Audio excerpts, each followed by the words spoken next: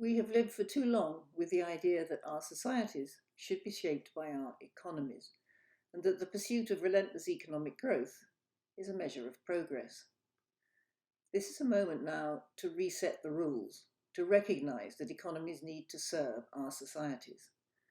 As we move through this terrifying crisis, we need to consider what we will do when the brakes are off and we can all move about again. In such situations, recovery will be uneven. Pent-up demand will surge in some areas of the economy and fall away in others. New forms of value will be created and old certainties will vanish.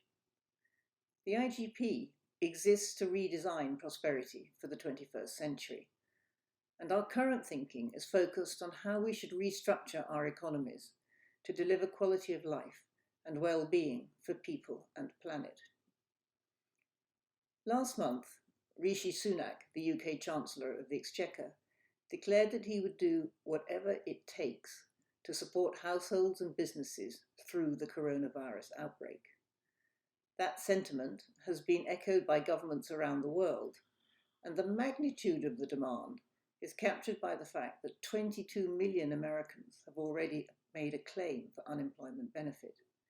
In the UK, nearly 1 million have registered for universal credit benefit, unravelling almost overnight the employment gains of recent years. However, the question we should be asking is, what will it take not just to get us through the COVID-19 crisis, but what will it take to get us on a series of transformative pathways to sustainable prosperity? The concern at the moment is that current measures are aimed at getting us back to where we were, fixing the problem. It's evident from the ravages of the pandemic that getting back to where we were is not a desirable situation or a solution. It is a fallacy to imagine that buoyant stock markets before the crisis were evidence of economic well-being and global stability. Rafts of commentators were already predicting a global crisis before the pandemic hit. And the UK Office of National Statistics has just released figures showing that in the last 3 months of 2019, the economy showed no growth, household spending showed no growth, and business investment declined. More importantly, labour share of income has been falling for some time. Those most needed in society, teachers, health and social care workers, those who manage the services on which we all depend, are poorly paid and struggling. In short, we were already running a system that wasn't sustainable financially or socially. It wasn't delivering support to those on whom society depends, and was walking headlong into a climate and biodiversity emergency. The measures for managing the crisis make it seem as if our economies are changing profoundly and rapidly. But consider the fact that in the UK, it has already been mooted that pre-crisis decisions to end low pay by raising the legal minimum wage are likely to be shelved as we emerge from the crisis. Whatever the measures now, immense pressure for a rapid return to business as usual is already building up a head of steam. We all want normalcy. We all want our lives back.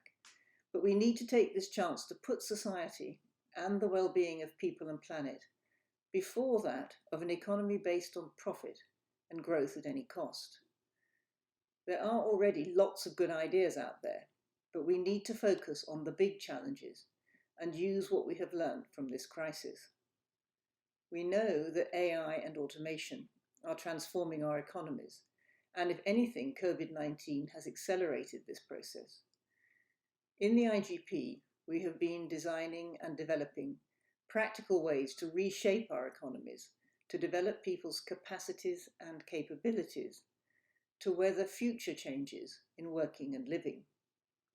Building on the idea of the NHS, we have proposed a transformative set of universal basic services that would support households in the long term, providing them not only with services, but additional resources to manage the next great set of transformations. The corona crisis has shown all of us, how important public services are. Now we need to redesign them for the 21st century and put in place the building blocks of a better life for all. Please join the debate on the society we need and want for the future. Please go to seriouslydifferent.org, read about universal services, and send us your ideas. We need your help in co-designing the future.